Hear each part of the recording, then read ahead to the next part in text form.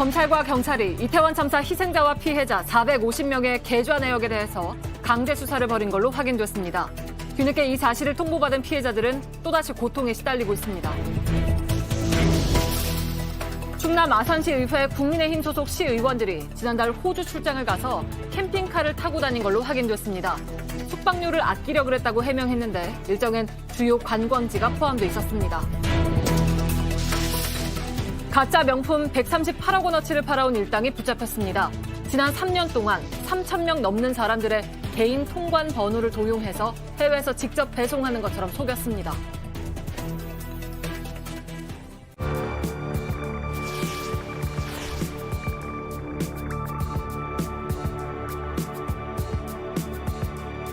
무슨 이용하는 거야? 그거 미리 공지도 안 했어요.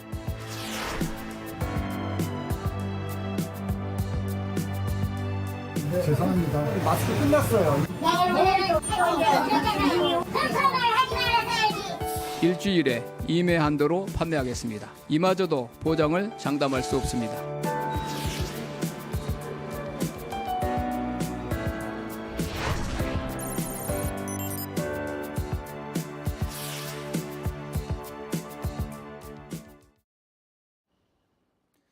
오늘부터 버스와 지하철에서도 마스크를 벗을 수 있었지만 사실 대부분은 썼습니다. 쓰는 게 습관인 까닭도 있고 벗기엔 어색하기도 했지만 무엇보다도 최소한 오늘은 미세먼지 때문에 마스크를 벗기 어려웠습니다. 오늘 수도권은 초미세먼지가 매우 나쁨을 기록했습니다. 첫 소식 박상욱 기자입니다. 오늘 오전 출근 시간 지하철 안입니다. 60명 가까이 타고 있는데 마스크를 벗은 사람은 4명뿐입니다. 버스 승강장에도 대부분 마스크를 썼습니다. 아무래도 출퇴근 시간에 주로 대중교통을 이용하다 보니까 너무 밀접하기도 하고 혼잡이 심해가지고. 특히 오늘 수도권과 충청, 호남 등 서쪽 지역을 중심으로 하루 종일 하늘이 뿌였습니다. 구름이 미세먼지가 꽉 찬 거야. 어머 사람들이 어머 저기 미세먼지가 언니 몇 시까지 있대. 그러면서 살수차가 물을 뿌립니다. 수도권에 내려진 비상 저감 조치에 따른 겁니다. 올 봄 들어 처음입니다. 인천의 석탄화력발전소 3기는 멈춰섰습니다. 다른 3기는 발전 출력을 낮췄습니다. 이렇게 해도 초미세먼지 농도는 최고 세제곱미터당 108 마이크로그램, 매우 나쁨 수준까지 치솟았습니다. 나라방 영향보단 바람이 불지 않아 대기가 정체됐기 때문입니다. 당분간 대기 정체가 이어지면서 내일도 서쪽 지역을 중심으로 초미세먼지는 나쁨 수준으로 예상됩니다. JTBC 박상규입니다. 뉴스룸이 취재한 소식입니다. 최근 경찰이 이태원 참사 희생자 그리고 일부 피해자들의 은행 계좌를 들여다봤습니다. 영장까지 발부받았는데 영장에는 이유가 범죄 수사로 돼 있고 대상자는 모두 450명입니다. 먼저 최강일 PD입니다. 지난해 10월 29일 이태원에서 남편을 잃은 아내. 집에서 저녁까지 다 먹고 이제 소화시킬 겸 산책으로 나간 건데 참사 악몽은 현재 진행형입니다. 그나마 제가 버틸 수 있는 건 그냥 저를 구해주고 갔다고 생각해서 그나마 버티는 것 같고. 그런데 참사 넉 달 후 죽은 남편 이름 앞으로 날라온 은행 통보서. 서울경찰청에서 수사 목적으로 요청한 남편 카드 인적사항을 제공했다고 쓰여 있습니다. 일단 제공 사유에 영장이라고 써있고 영장 번호 막 이렇게 써있으니까 마치 내가 범죄자가 된 것 같은 그런 기분이었죠. 일주일 뒤 본인에게도 같은 내용의 통보서가 전달됐습니다. 취재진이 확인한 결과 이태원 참사 희생자들은 물론 현장에 있었던 피해자들까지 금융정보에 대한 영장이 발부됐습니다. 일부 영장엔 이유를 범죄 수사로, 또 다른 영장엔 입출금 내역도 들여다봤다고 돼 있습니다. 지금 피해자라고 말씀하신 대상이 어떻게 사망자 158분하고 피해자 부상자 280분이거든요. 282분, 총 450분. 경찰이 밝힌 영장 목적은 참사 당시 무정차 조치를 하지 않은 이태원 역장에 대한 수사. 하지만 역장 수사 때문에 필요했다면 유족들이나 부상자들에게 사전에 동의를 구하는 게 먼저였다며 울분을 터뜨립니다. 제가 부상자이기도 한데 제가 유가족이기도 하거든요. 네, 그래서 그래서 이게 누구시죠? 피해자분이? 그건 그래서 지금 그럼 다른 은행에서도 계속 이게 알림이 올 수 있다는 말씀이죠? 네, 맞습니다. JTBC 최광일입니다. 예, 수사기관은 그러니까 이태원 지하철 역장 혐의와 관련해 참사 당일 피해자들이 이태원역을 이용했는지 보기 위해 교통카드 내역을 확인한 것이라는 입장입니다. 하지만 수사기관은 교통카드 내역뿐만 아니라 입출금 내역도 확인했습니다. 피해자들은 2차 가해라고 했습니다. 정아람 기자입니다. 이태원 참사로 딸을 잃은 이정민 씨에게 날라온 은행 통지서입니다. 도대체 이게 뭐냐, 어떤 설명도 없이 갑자기 아이를 수사를 했다라고 이야기를 하니까 이게 사실 분노가 참을 수가 없는 정도였죠. 유족들의 잇따른 반발에 경찰은 희생자와 생존자들이 당시 이태원역을 이용했는지 확인하기 위해 교통카드 내역만 조사하는 차원이라고 밝혔습니다. 그런데 이태원 참사로 예비 신부를 잃은 박모 씨가 받은 통지서. 교통카드 사용 내역이 아닌 입출금 내역입니다. 정말 카드 내용만 대중교통 카드만 이용한 건지 아니면은 전체 계좌를 또 다른 걸 수사하려고 거래 내역을 전체 조회했는지 알 수 없으니까. JTBC 취재 결과 일부는 교통카드와 상관없는 금융 거래 내역까지 제공된 것으로 파악됐습니다. 강남대 사고로 온 걸로 저희는 설명을 드렸습니다. 그렇게 판단하고 아마 하게 됐던 걸로. 피해자들은 2차 가해라며 울분을 토로합니다. 엉뚱한 수사를 하는 게 아닌지도 의심할 정도입니다. 이번 거래 내역 조사한 것도 그 마약과 연관이 있지 않을까 그렇게 너무 생각이 듭니다. 사전 동의 없이 계좌를 털었다는 통지서에 참사의 악몽을 다시 떠올립니다. 안 힘들고 싶은데 자꾸 고가가 힘들게 만들어요, 저를. 이런 걸 할 거다 계획서를 저희한테 보낸 것도 아니고 그냥 통보를 한 거잖아요. JTBC 정아람입니다. 과거에도 경찰은 이태원 역장 관련 수사라며 피해자들의 신용카드 사용 내역을 조사하려 한 바 있습니다. 당시에는 검찰이 막았습니다. 2차 피해와 인권 침해 우려가 이유였습니다.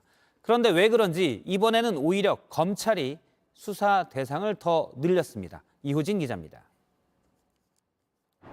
지난해 11월 경찰 특별수사본부는 이태원 참사 희생자들의 교통카드와 발급한 신용카드 전부에 대해 영장을 신청했습니다. 이태원 역장의 업무상 과실치사 혐의를 조사하는 과정이었습니다. 하지만 당시 검찰은 2차 피해와 인권 침해 우려가 있다며 반려했습니다. 인권 문제로 불청구했었던 게 맞는지? 취지는 그게 맞았던 걸로 알고 있습니다. 2달 뒤인 지난 1월 13일 경찰은 역장을 처벌해달라며 검찰에 넘겼고 검찰은 피해자들이 직접 지하철을 이용했는지 확인해야 한다며 경찰에 보완 수사를 요청했습니다. 그로부터 일주일 뒤 경찰이 계좌에 대한 영장을 다시 신청했고 이번엔 검찰이 이를 받아줬습니다. 카드 사용 내역 요청 시간도 4시간에서 하루로 늘고 대상도 희생자뿐 아니라 생존자 250여 명을 추가했습니다.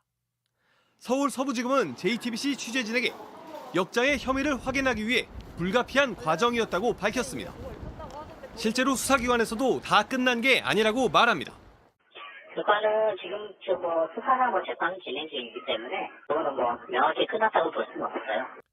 유족과 피해자들은 사전 동의도 구하지 않은 채 진행되는 납득할 수 없는 금융정보 수집이 국가에 의한 2차 가해라고 입을 모읍니다.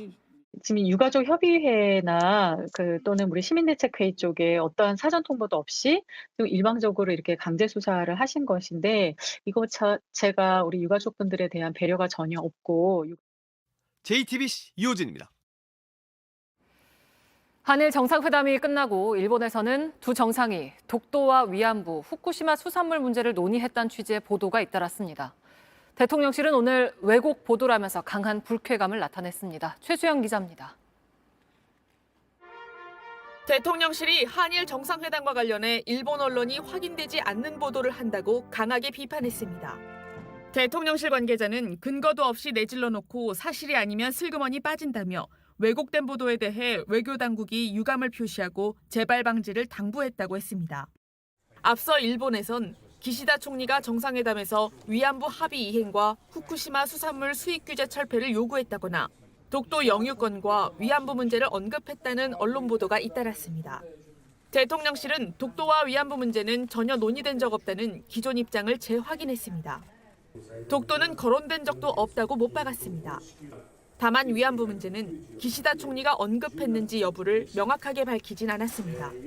후쿠시마 수산물 문제 관련해서도 정상간 대화를 구체적으로 공개할 수 없다고 했습니다. 다만 우리 국민의 안전과 건강을 위협하는 일이 있다면 받아들일 수 없다고 말했습니다. 이런 가운데 여론의 반발은 커지고 있습니다.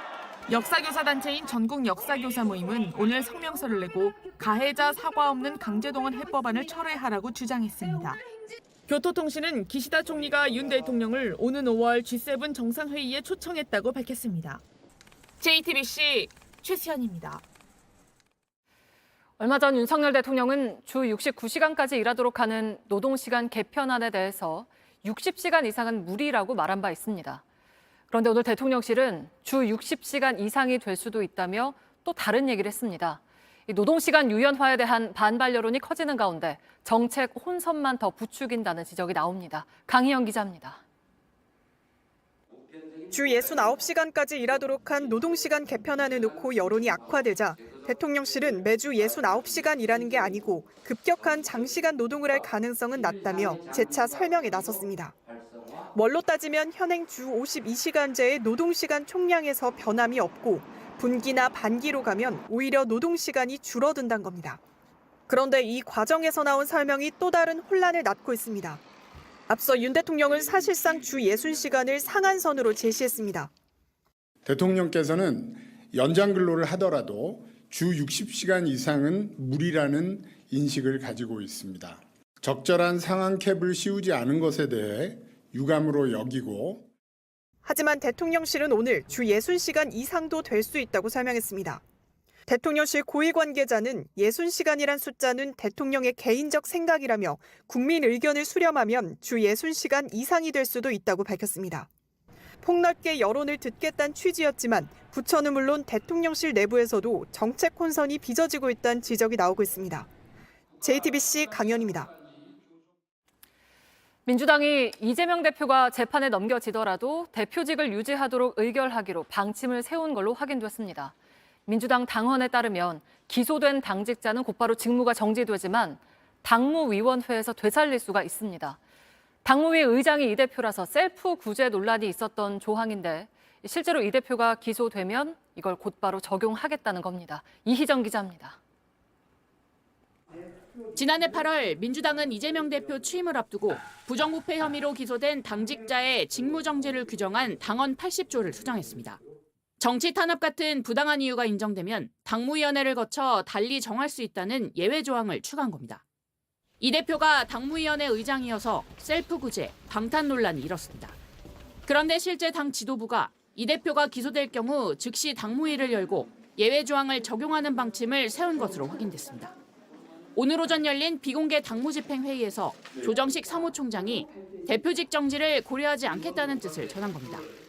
당무위원인 한 최고위원은 검찰의 명백한 정치 보복이기 때문에 당무위를 즉각 소집해 의결하는 수순이라고 설명했습니다.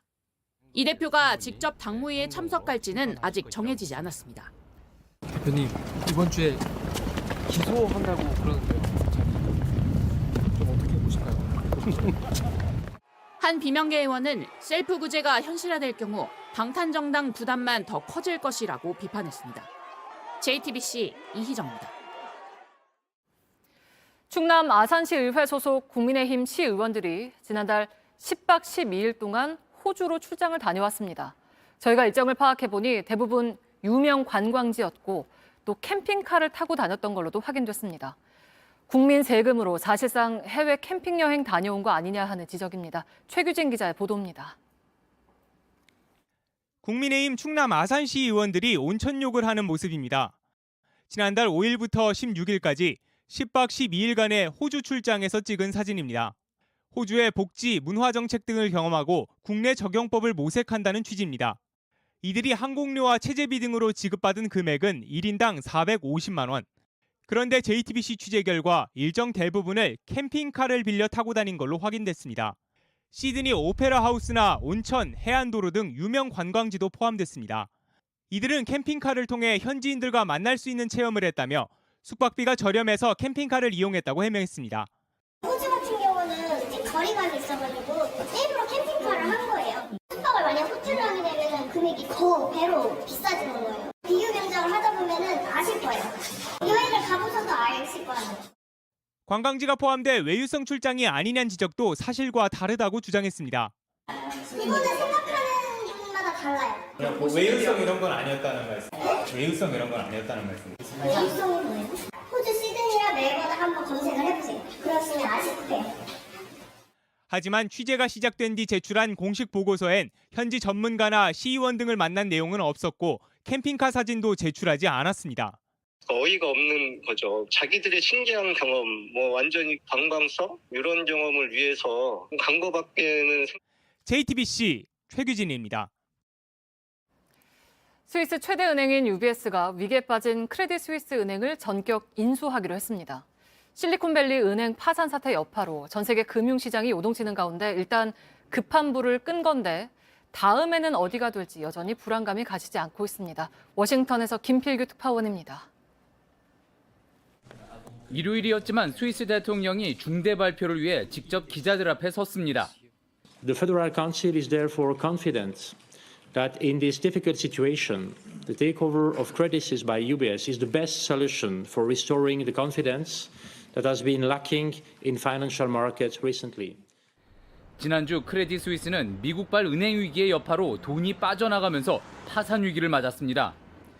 결국 정부와 중앙은행이 140조 원이 넘는 돈을 공급하기로 하면서 스위스 최대 은행인 UBS가 크레딧 스위스를 약 4조 원에 인수하기로 했습니다. 촉각을 곤두세우며 지켜보던 미국의 재무부와 연준은 합병 소식에 곧장 환영 성명을 발표했습니다. 한편 미국 정부 관료들은 워런 버핏, 버크셔 해서웨이 회장을 만나 위기 해결 방안을 논의한 걸로 전해졌습니다.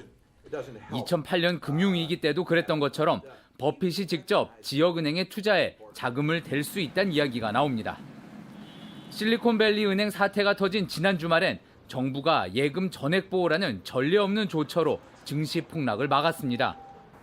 이번에도 세계 경제가 공포에 빠지는 걸 간신히 막았지만 근본적으로 해결된 게 아닌 만큼 매주 이런 위기가 한동안 반복될 수 있다는 경고도 나옵니다. 워싱턴에서 JTBC 김필규입니다. 네, 우리 금융시장은 나름 선방하고 있지만 미국과 유럽의 위기가 더 커지면 충격을 피하기 어려울 수 있습니다. 당장 부실 우려가 큰 부동산 사업에 많이 투자한 저축은행을 우려하는 목소리가 큽니다. 저축은행 같은 데서 뱅크런이 일어나지 않도록 예금자 보호 한도를 올리자는 얘기도 나옵니다. 장서윤 기자입니다. 실리콘밸리 은행 파산 이후 지금까지 국내 시중은행들은 주가만 약간 빠졌을 뿐 별다른 영향을 받지 않았습니다. 공격적으로 투자했다가 실패해서 위기를 맞은 미국 유럽은행과 달리 대부분 수익을 예대 마진에 의존하기 때문입니다. 오히려 실리콘밸리 은행과 비슷한 건 저축은행 같은 이금융권입니다. 시중은행보다 예금이 덜 들어오기 때문에 수익을 내려고 부동산 PF 사업에 적극적으로 투자했습니다. 하지만 금리가 오르면서 미분양이 늘어 돈을 돌려받지 못할 위험이 커졌습니다. 국내 PF 대출 잔액은 116조 원으로 역대 가장 많은데 연체율은 1년 만에 2배 넘게 늘었습니다. 특히 저축은행은 고위험 사업장 비중이 30%나 됩니다. 이 때문에 우리 경제의 뇌관이라 불릴 정도입니다. 전문가들은 미국과 유럽의 은행 위기가 커져서 국내 금융시장에 돈줄이 마르면 저축은행이 가장 먼저 타격을 입을 수 있다고 봅니다. 부실이 생겨가지고 저축은행 손실이 좀 실현되게 되면 돈 찾으려고 하는 분들이 많아질 가능성이 있거든요. 미국처럼 이제 뱅크런 상황이 이제 우리도 나타나지 말라는 법은 없을 것 같습니다. 대규모 예금 인출 사태를 막기 위해 현재 5천만 원인 예금자 보호 한도를 1억 원으로 올리자는 법안도 발의됐습니다. JTBC 장서윤입니다. 프랑스에서는 마크롱 대통령이 의회를 건너뛰고 연금 개혁안을 강행하자 혼란이 심해지고 있습니다. 시민들이 연일 거리에서 반대 시위를 하는 가운데 야당도 총리 불신임안을 표결에 붙였습니다. 김민관 기자입니다. 프랑스 최대 쇼핑몰을 시위대가 장악했습니다. 신호탄을 쏘던 시위대는 보안 요원들과 충돌합니다. 파리 곳곳에선 쓰레기 더미가 타오르고 시위대와 경찰이 뒤엉키며 주변 도로는 모두 마비됐습니다.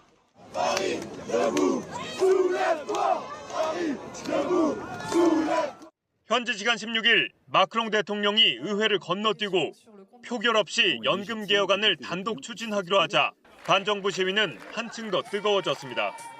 프랑스 경찰은 파리 주요 거리와 광장에서 집회를 금지했지만 에너지 운송 노조 등은 이번 주 파업을 결의했습니다. 정치권도 분열 양상입니다. 현지 시간 오늘 오후 하원은 총리 불신임안을 표결하기로 했습니다. 이른바 의회 패싱으로 정면 돌파를 택한 마크롱에 맞서 야당이 내각에 대한 불신임안을 제출한 겁니다. 연금 개혁안에 우호적인 일부 야당 의원들이 표결에 불참하기로 해서 통과 가능성은 적지만 당분간 갈등은 이어질 전망입니다. 닷새간 이어진 과격 시위로 시위대 500여 명이 경찰에 체포됐고 마크롱 대통령의 국정 지지율은 28%로 한 달 전보다 4%포인트 하락했습니다. JTBC 김민관입니다. 착한 가격 업소라는 곳이 있습니다. 품질도 좋고 값도 저렴한 곳을 정부가 지정해주고 지원도 해주는 곳입니다. 하지만 최근에는 이 인증을 스스로 내려놓는 곳이 많습니다. 물가가 너무 높고 경기도 나빠 착한 가격으로는 도저히 답이 없었다는 대답입니다. 유선희 기자입니다. 살짝 위성 앞에 보고. 네, 좋습니다. 네, 하나, 둘.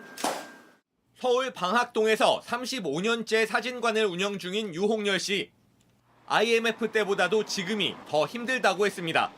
인화지나 모든 게 원가는 올라갔는데 그러니까 수익이 많지는 않아요, 솔직히. 20년이 넘도록 증명사진 8,000원을 유지해 정부가 착한 가격 업소로 지정했지만 종량제 봉투 등 일부 물품 지원에 그쳐 별다른 도움이 되지 않았습니다. 오랫동안 함께한 동네 주민들을 위해 값을 올리지 않을 생각이지만 언제까지 할 수 있을진 본인도 모릅니다. 올려도 별 도움은 되지 않을 것 같습니다. 사진 찍는 수요가 많지 않아요. 장담할 수 없고요. 서울시 착한 가격 업소 목욕탕 가운데서도 가장 싼 값인 5,000원짜리 목욕탕 두 곳은 최근 모두 가격을 올렸습니다. 가스비가 올라 버틸 수 없었습니다. 지금은 그 7,000원 하셨는데 적자. 안 올리려고 애를 써도 구조가 날 지겨우니까. 지난해 하반기 서울에서만 이렇게 음식, 세탁, 숙박업계 착한 가격 업소 59곳이 취소됐습니다. 이 가운데 아예 문을 닫거나 언제 열지 모른다고 통보한 곳이 30개로 절반을 넘겼습니다.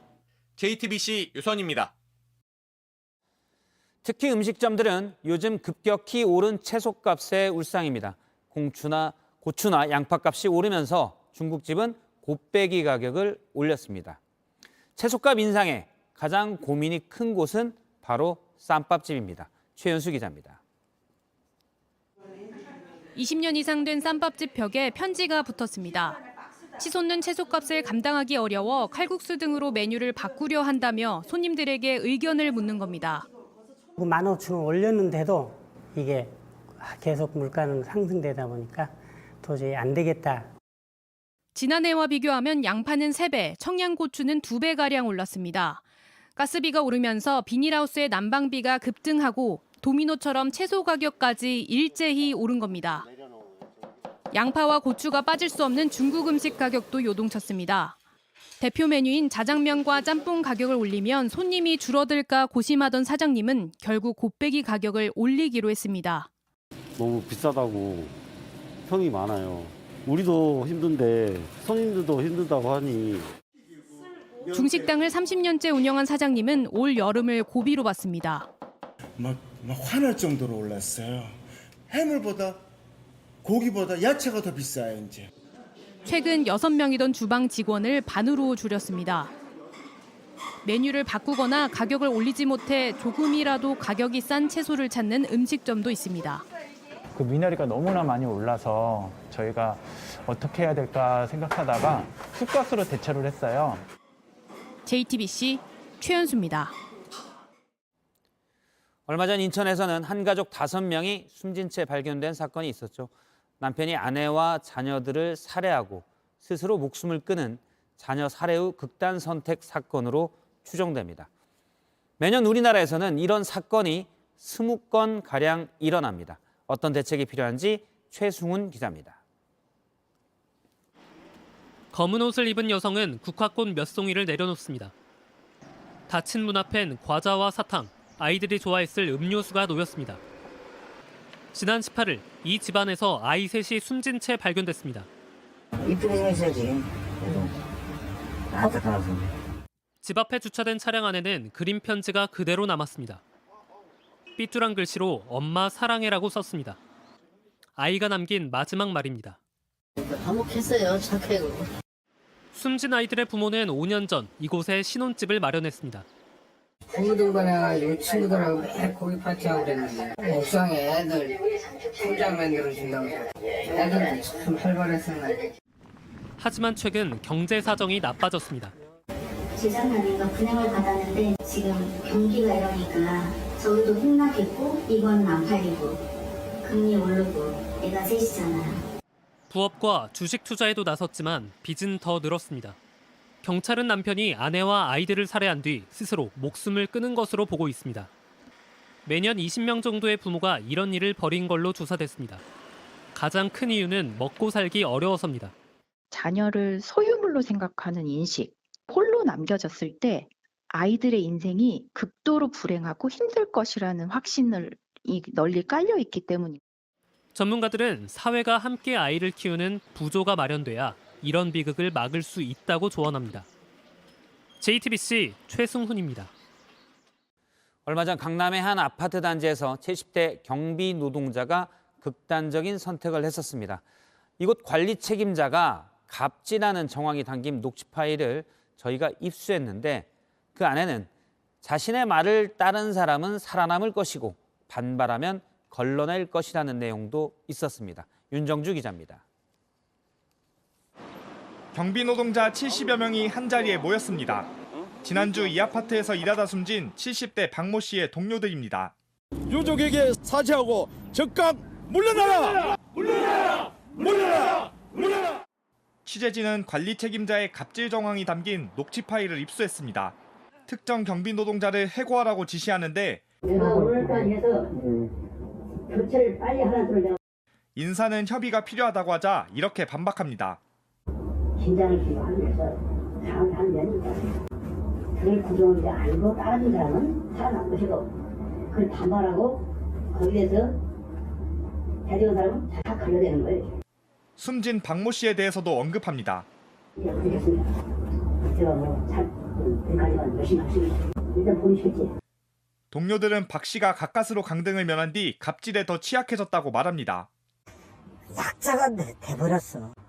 주눅이 되니까 목소리가 작잖아. 그것밖에 못해? 다시 해봐. 다시 해봐. 해당 책임자는 아파트와 업체가 협의해 인력 조정을 할 수 있다는 계약 조항이 있다고 해명했습니다. 해고를 정권으로 휘두를 수 있는 행사 여탈권 쥐고 있는 걸로 보이거든요. JTBC 윤정주입니다. 정부가 건설 현장 불법을 엄단하겠다며 특히 타워 크레인 기사들의 이른바 원래비에 대대적인 단속을 벌였습니다. 저희 취재진이 현장을 살펴봤는데 원래비는 많이 사라졌지만 타워 크레인 기사들이 지적했던 안전 문제는 거의 나아지지 않았습니다. 오히려 안전을 지적하면 태업하냐라는 압박이 돌아왔습니다. 박민규 기자가 취재했습니다. 타워 크레인이 줄지어 서 있습니다. 쉴 새 없이 자재를 나릅니다.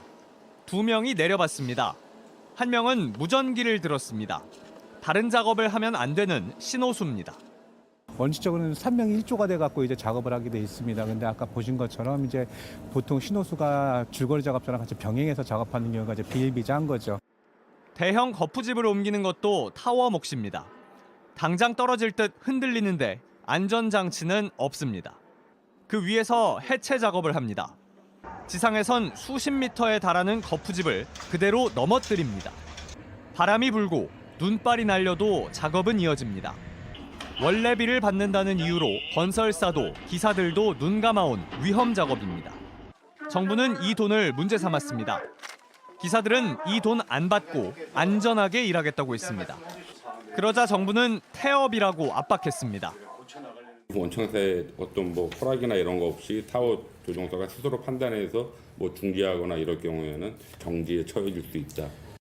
지난주에는 대형 거푸집이 바람에 날려 크레인 조종석을 덮쳤습니다. 하마터면 인명피해까지 날 뻔했습니다. 밑에랑 위에랑 진짜 천지 차이입니다. 위에서 바람이 불 때 밑에 계신 분들은 몰라요. 바람이 그렇게 센지. 괜찮은 것 같은데 좀 해주시죠.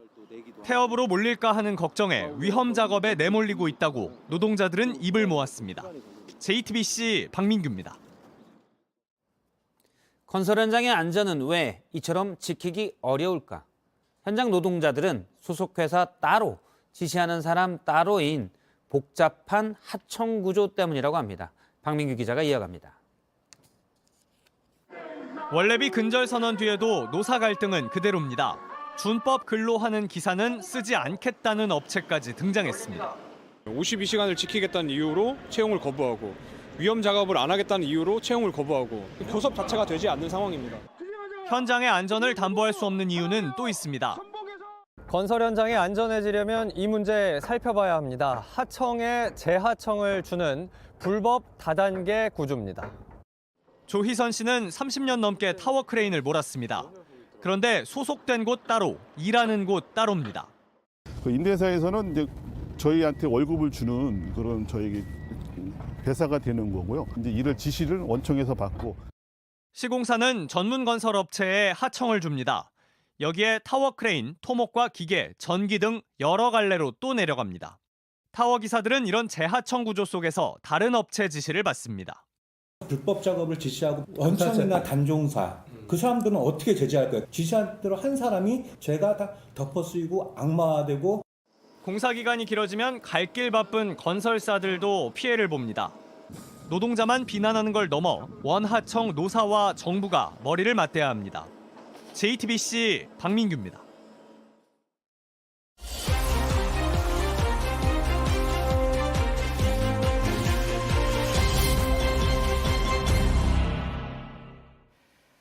네, 오늘 밀착카메라는 쓰레기를 태워서 시멘트를 만드는 공장 근처에 가봤습니다. 공장에서 나온 연기가 구름띠처럼 하늘을 덮고 있었는데요. 이 연기의 정체를 이상엽 기자가 취재했습니다. 캄캄한 새벽 5시, 해발 600m에 오르자 마을의 모습이 보입니다. 야간 투시경을 켜봤습니다. 곳곳에서 연기가 피어오르더니 산 위로 구름띠를 만듭니다. 바람과 함께 빠르게 퍼져나갑니다. 안개 구름처럼 보이지만 시멘트 공장의 연기입니다. 약간 누런 뭐가 섞여 있는지 모르는. 연기는 하늘이 맑은 가을에 더 잘 보인다고 합니다. 지금 이게 언제 촬영한 거예요? 이게 작년 9월 1일 날, 이날도 날씨가 너무 청명하고 좋아서 공장에만 이렇게 띠가 형성이 돼서 아주 뿌옇게. 마을을 돌아봤습니다. 냄새가 나서 못 살아. 먼지도 먼지지만 냄새가 그렇게 지독스러워. 비닐하우스엔 시커먼 가루가 쌓였습니다. 시멘트 분진이 바람에 날려 장독대에 내려앉았습니다. 이렇게 손으로 만져보니 회색빛을 띤 가루가 묻어나옵니다. 이게 다 사람 일부러 들어간단 말이에요. 이거 봐, 이게 다 뭔지 뭐 이게 저기 콧구멍 다 들어간다고 봐요. 또 다른 시멘트 공장이 있는 강원도 영월입니다. 이곳에서도 검은 연기가 하늘을 뒤덮고 있습니다. 시멘트는 소성로라고 불리는 가마에서 만들어집니다. 이 가마를 열화상 카메라로 촬영해봤습니다. 섭씨 1450도에서 폐플라스틱과 폐타이어 등 쓰레기와 석회석을 태워 시멘트를 만듭니다. 쓰레기를 재활용한다는 취지로 소각장처럼 쓰고 있는 겁니다. 이때 공기에 포함된 질소가 고농도 질소 산화물로 바뀌어 가마 밖으로 나옵니다. 질소 산화물은 초미세먼지의 주요 원인으로 꼽힙니다. 환경부는 지난 2020년 시멘트 공장의 질소 산화물 배출 기준을 80ppm으로 정했습니다. 하지만 2007년 이전에 지은 공장은 270ppm으로 기준이 훨씬 느슨합니다. 시멘트 공장이 밀집한 중국의 기준이 24.3ppm으로 우리나라보다 엄격할 정도입니다. 국내 시멘트 공장 12곳은 모두 2007년 이전에 세워졌습니다. 새로운 배출 기준인 80ppm이 적용되지 않지만 그마저도 잘 지켜지지 않습니다. 2021년 한 해에만 배출 기준을 초과해 적발된 사례가 1,700건이 넘습니다. 그런데도 공장들은 환경부 지침을 잘 지키고 있다는 입장만 되풀이합니다. 옛날 시설 같은 경우는 아무리 시설 개선한다 하더라도 최근에 새로 짓는 것만큼의 효율을 나타내기 좀 어려운 부분입니다. 전국의 초미세먼지 농도가 나쁨인 오늘도 시멘트 공장의 연기는 구름띠를 만들고 있습니다. 환경부는 쓰레기를 태워 시멘트를 만드는 일이 재활용이라고 말합니다. 하지만 재활용이 오히려 대기 오염을 부추긴다면 그 정책은 다시 한번 따져볼 필요가 있을 겁니다. 1차 카메라 이상엽입니다. 지난해 12월 강원도 강릉에서 급발진 의심 사고로 할머니가 운전하던 차에 타고 있던 12살 손자가 목숨을 잃었습니다. 할머니는 피의자가 돼서 오늘 경찰 조사를 받았는데 이 할머니의 아들, 그러니까 숨진 아이의 아버지는 어머니에겐 죄가 없다고 호소했습니다. 조승현 기자입니다.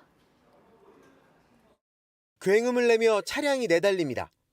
앞차를 들이받고도 멈추지 않습니다.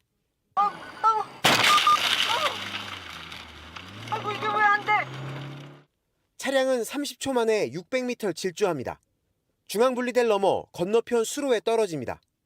할머니는 마지막까지 손자의 이름을 애타게 부릅니다. 불러라! 끝내 대답이 없었던 이유를 할머니는 한참 뒤에야 알았습니다. 그러니까 그날 하늘나라 갔어. 나도 같이. 사고 104일 만인 오늘 할머니는 피의자 신분으로 경찰서에 나왔습니다. 어쨌든 어머니는 죄가 없음을 저희는 확신은 하고요. 어머니가 앞으로 평생 안고 가셔야 될 그 죄책감을 오늘 이 조사 이후로 좀 덜어내셨으면 좋겠습니다. 전국에서 보내온 무죄 탄원서만 7,000장이 넘습니다. 도현이 가족은 명백한 급발진 사고라고 주장합니다. 이슈의 소프트웨어 결함에 의해서 발생하는 건데 그 부분에 대한 분석은 전혀 하지를 않습니다. 그렇기 때문에 부실한 조사 결과고. 급발진 의심 사고가 나면 제조사가 입증하게 법을 바꾸자고 청원도 냈습니다. 엿새 만에 5만 명이 동의해 국회의 답을 기다리고 있습니다. JTBC 조승현입니다. 전두환 씨 비자금 의혹을 폭로한 손자 전우원 씨의 마약 의혹에 대해서 경찰이 조사에 나섰습니다. 또한 시민단체는 전 씨가 폭로한 비자금 의혹을 수사하라면서 검찰에 고발장을 냈습니다. 박병현 기자입니다. 전두환 씨 손자 전우원 씨는 지난 17일 온라인 방송에서 마약을 투약하는 듯한 모습을 보여 병원에 실려갔습니다. 전 마약하고 범죄자들 잡겠습니다.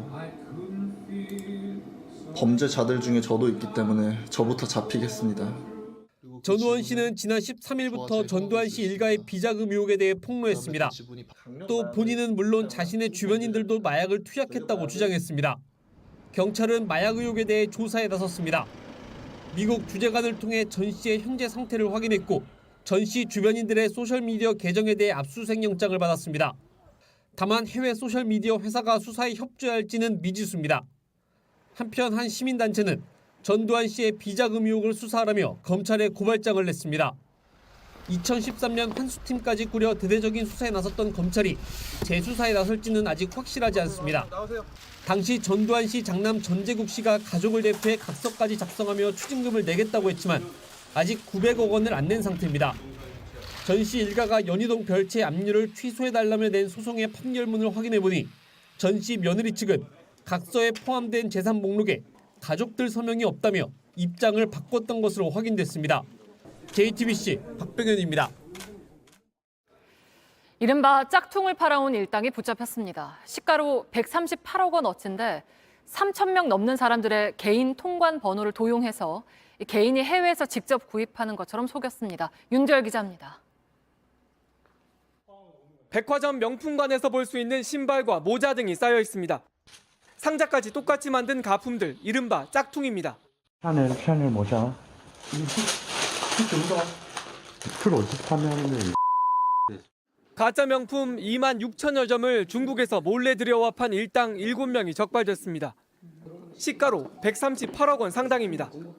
안 걸리고 들여올 수 있었던 건 개인이 직접 구매하는 것처럼 속여봤기 때문입니다. 개인이 해외에서 물건 살 때는 관세청에서 개인 통관 번호를 발부받아야 하는데 이런 번호를 돈 주고 산 겁니다. 3,700여 명의 개인정보가 짝퉁 수입에 무더기로 이용됐습니다. 허위 주소지 전화번호를 전달하면 중국의 이제 공급업자가 개인 통관 고유부를 도용해서 건별 2,000원에서 3,000원 정도 도용비가 이제 포함이 되어 있습니다. 인터넷 사이트의 개인정보와 통관 고유번호 정보가 다를 경우 통관이 불가능하게 막으면 피해를 줄일 수 있습니다. JTBC 윤두열입니다.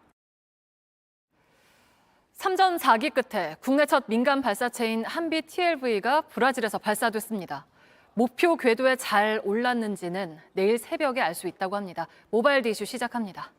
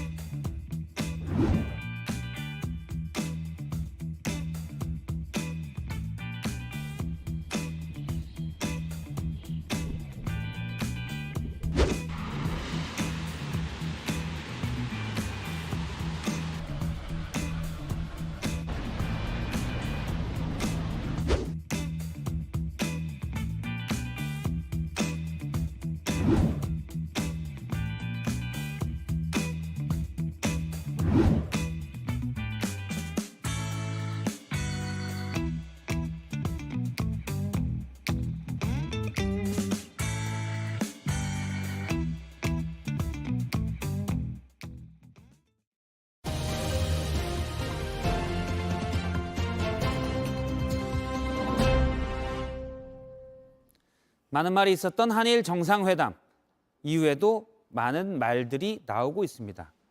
그중에 좀 이해 안 되는 말들이 있어서 몇 가지를 보겠습니다. 대통령실 대변인은 정상회담 기간 중에 일본인들의 박수를 많이 받았다며 일본인들의 마음을 여는데 성공했다고 평가했습니다. 갑자기 든 의문. 그러면 우리가 지금까지 일본인들의 마음을 못 열어서 안절부절했었나? 까닭없이 궁금해지고 있었는데 국민의힘의 유승민 전 의원이 피해자가 왜 가해자의 마음을 열어야 하냐며 따졌습니다. 정진석 전 비대위원장도 한 인터뷰에서 이런 말을 했죠. 당당하게 일본을 대하자. 식민지 콤플렉스에서 벗어나자. 앞서 정부의 표현을 빌면 가해자의 마음을 여는데 성공한 피해자인데 과연 그게 당당한 것인가? 이것도 이해가 안 되는 단어입니다. 우리가 한일 관계에서 상대적으로 유리한 위치에 섰다. 바로 이 유리라는 단어입니다. 사실 이런 분석이 많죠. 우리는 줄 거 다 줬고 이제 받을 것만 남았다. 그래서 유리한 위치라는 건가요? 가만 보면 일본은 줄 생각은 없는 것 같고 더 내놓으라고만 하는 것 같습니다. 이럴 경우에는 유리보다는 분리 또는 만만이라는 단어가 더 적절할 수도 있겠습니다. 김태우 국가안보실 1차장의 인터뷰 중에서 나온 말도 잠깐 보겠습니다. 당사자가 아닌 사람들은 걸러서 역시 이해 안 되는데요. 사실 이번에 가장 직접적인 당사자는 강제동원 피해자죠. 특히 생존한 당사자는 이미 여러 번 말했습니다. 다시 들어보겠습니다. 95이나 묵어갖고 지금까지 억울할 때는 이참이 처음입니다. 나 그런 돈은 꼭 굶어주고도 안 받아요. 내가 왜 그런 돈을 받아요? 다시 보겠습니다. 스포츠 뉴스입니다. 클린스만 감독이 축구대표팀 선수들과 첫인사를 나눴습니다.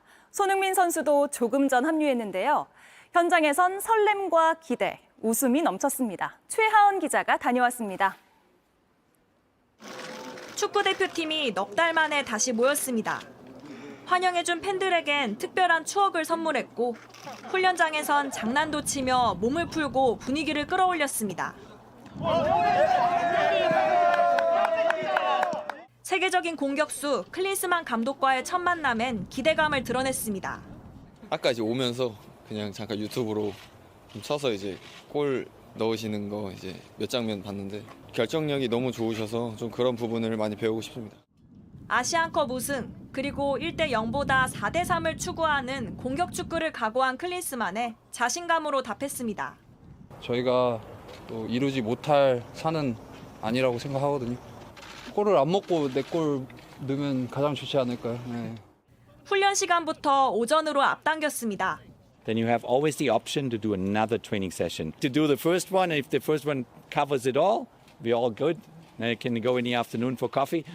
콜롬비아, 우루과이와의 평가전은 선수단과 한국 축구를 배우는 계기로 삼겠다 밝혔습니다. They want them to have a smile in their face when they play football. Step by step, I would like to put a little bit more of my influence on the team.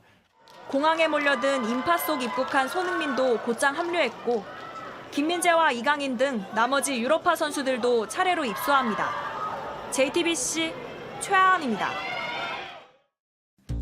기상센터입니다. 오늘 서울을 포함한 수도권에 미세먼지 비상 저감 조치가 시행됐습니다. 제가 오늘 서울 한강에서 찍은 사진인데요. 국회의사당이 뿌옇게 보이고 옆쪽으로 그 건물은 흐릿하게 윤곽만 남아 있습니다.